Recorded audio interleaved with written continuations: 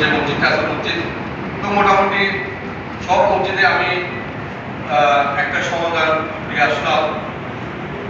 এখন এই কেন্দ্র মসজিদও আমার কাছে অনেকজনে বিভিন্ন রকম সমস্যা নিয়ে আমার বাসায় গিয়ে আমার টেলিফোনে আমাকে বলেছে। তো সেই ধারাবাহিকতায় আজকে আমি আসলাম। যেমন এখানে একজন ইমাম খতিব সাহেব দীর্ঘদিন ধরে এখানে নামাজ পড়াচ্ছেন, দীর্ঘ 18 বছর। তো দীর্ঘ 18 বছর নামাজ পড়াচ্ছেন উনি। তো ওনাকে সরিয়ে দেওয়ার জন্য অনেকে অনেক রকম পায়তারা করতেছে এবং মসজিদের জায়গা নিয়ে মসজিদের জায়গা বিক্রিও করতেছে, বিক্রিও বায়না করছে অপ্রয়োজনে। তা আমরা যতটুকু জানি মসজিদের সম্পত্তি অবশ্যই বিক্রি করবে যদি মসজিদের প্রয়োজনের স্বার্থে। অপ্রয়োজনে মসজিদের জায়গা বিক্রি করার কোনো ক্ষমতা নাই, কারোর কাছে নেই। যাই হোক, এখন আপনাদের থেকে যদি কোনো কিছু বলার থাকে, আমি সময় বেশি নিব না, তাই আপনাদের থেকে কোনো কিছু বলার থাকলে আমাকে বলতে পারেন কোনো সমস্যার কথা, আমি চেষ্টা করব এই বিষয় সমাধান করার জন্য। আপনার কারো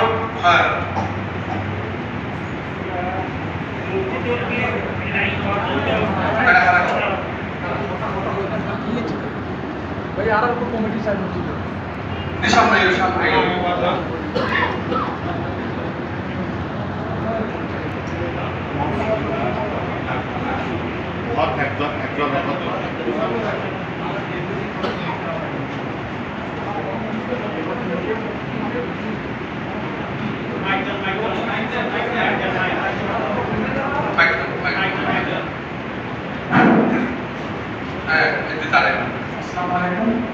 আমরা প্রশাসনকে ইনভাইট করছি এখানে। আমাদের একটা কমিটি দরকার। এখানে বিগত কোনো কমিটি ছিল না, শুধু আমরা দুজনের কমিটি, বাবা এবং ছেলে। এর মধ্যে আমাদের কমিটির অবশ্যই দরকার, নাহলে আমাদের কমিটি টেরে দেবে। এখনো কোনো একটা যদি এরা যদি দাবি করে যে কোনো কমিটি আছে, এখানে কোনো মুসলিম বলতে পারবে যে একটা মিটিং হচ্ছে এখানে বলতে পারবে না। বলতে পারবে কেউ? আসতে পারবে কেউ? বলতে পারবে? তো আমরা অনুরোধ, আমাদের একটা কমিটি করে দেন, এরপর আমরা একটা সমাজ করব। একটা কমিটি করে দেন, এরপর আমরা একটা সমাজ করব। এটাই আমার বলার কিছু নেই। আর কেউ কিছু ব্যাপার আছে না?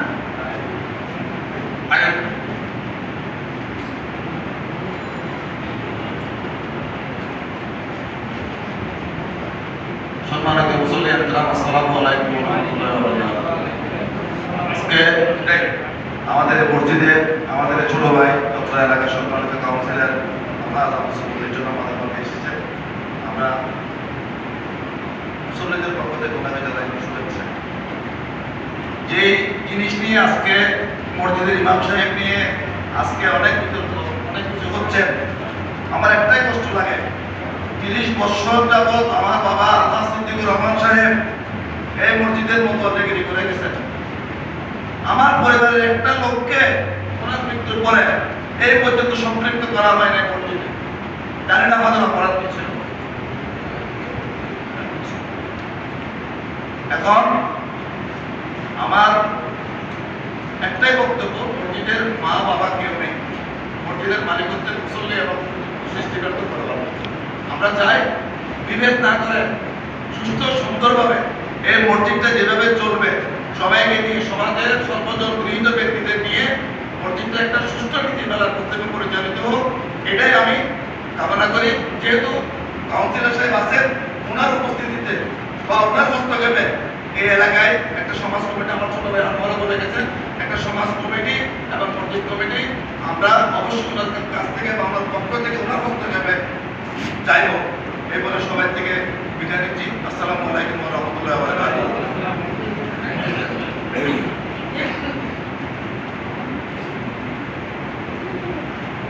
যাই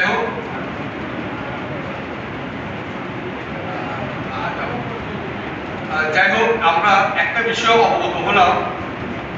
এই জায়গায় দুটা সমস্যা, একটা হচ্ছে মসজিদে, একটা সমাজ নিয়ে। তাইলে এই অত্র এলাকায় একটা সমাজ গঠন করা আপনাদের চাওয়া এটা। দ্বিতীয় হচ্ছে মসজিদের একটা কমিটি করে দেয়, এটাই তো। এখন প্রথমে আমি জিজ্ঞাসা করব যে আমাদের খতিব সাহেবের প্রতি আপনাদের কোনো রকম অবজেকশন আছে কিনা? তাহলে উনি যেভাবে বিগত দিনে সামনে ভাইয়ালে কেউ নাই হইতো না, আছে হইতো না সামনে কেউ আছে হইতো না ভাইয়া। আচ্ছা এবার বসে এবার ব্যাকর আব্দুল হত্যার না এটা কোনো বাদ নেই এবার এখন উনি বিগত দিনে যেভাবে 5 ওয়াক্ত নামাজের ইমামতি এবং শুক্রবার জুমার খতিব হিসেবে দায়িত্ব পালন করে আসছেন, ওইভাবে একইভাবে উনি দায়িত্ব পালন করে যাবেন এবং আগামী 2 শুক্রবার মানে আজকে হচ্ছে মানে সম্ভবত 12 তারিখ, তাহলে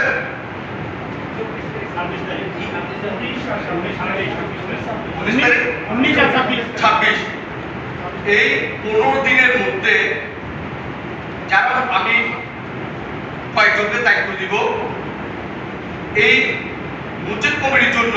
আপনারা আপনাদের যারা এখানে 5 ওয়াক্ত নামাজ কালাম পড়ছেন এবং যাদের পিছনে কেউ কোনো খারাপ মন্তব্য করতে পারবে না এই ধরনের লোক দেখে আমি যাদেরকে দায়িত্ব দিব আমাকে একটা লিস্ট আপনারা করে দিবেন।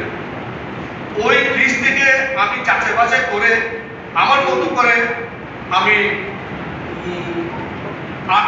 10-11 জনের আমি একটা কমিটি আপনাদেরকে করে দিব। ঠিক আছে? ওটা ঠিক আছে তো?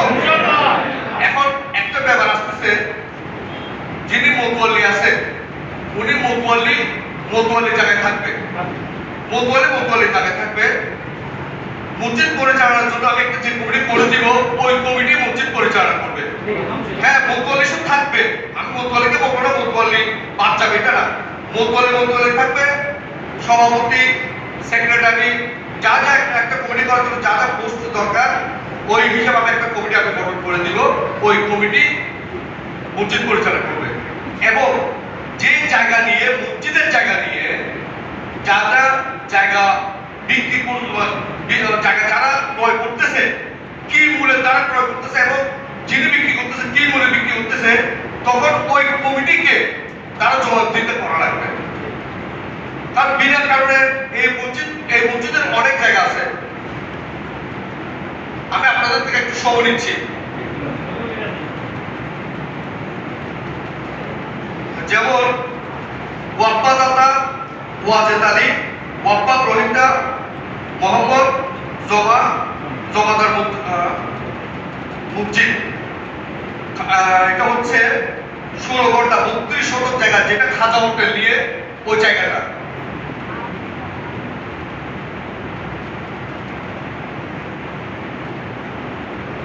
তারপর হচ্ছে লতিফজান বিবি ওয়াপ্পা দাতা, ওয়াপ্পা রোহিঙ্গা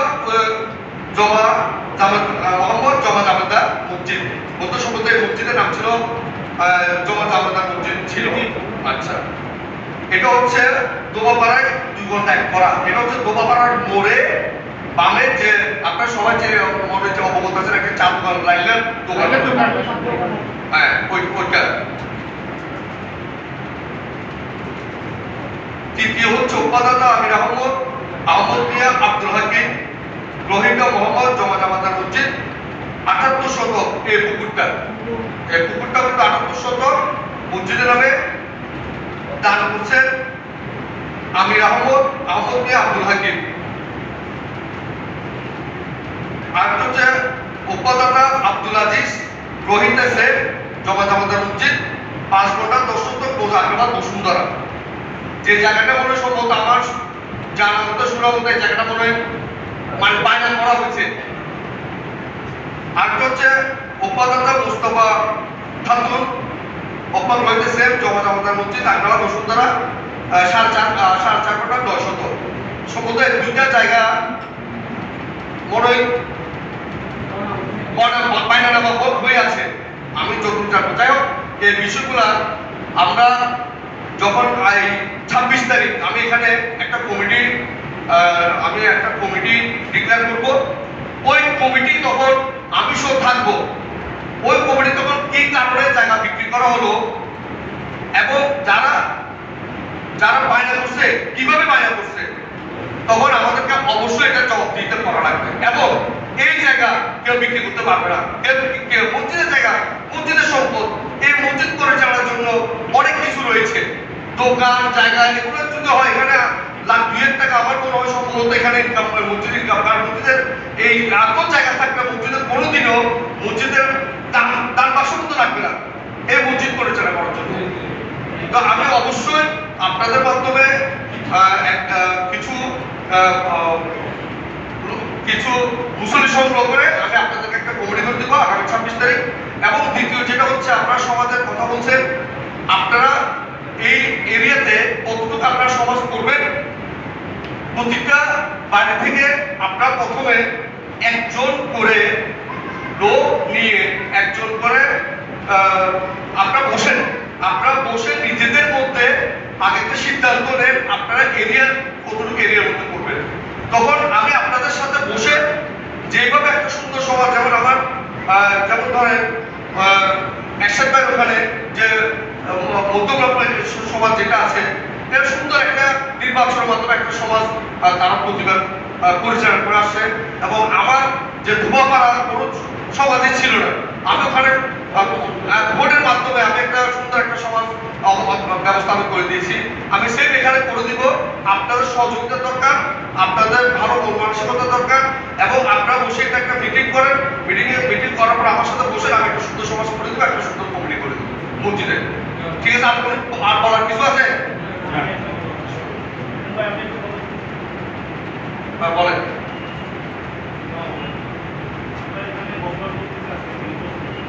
হ্যাঁ।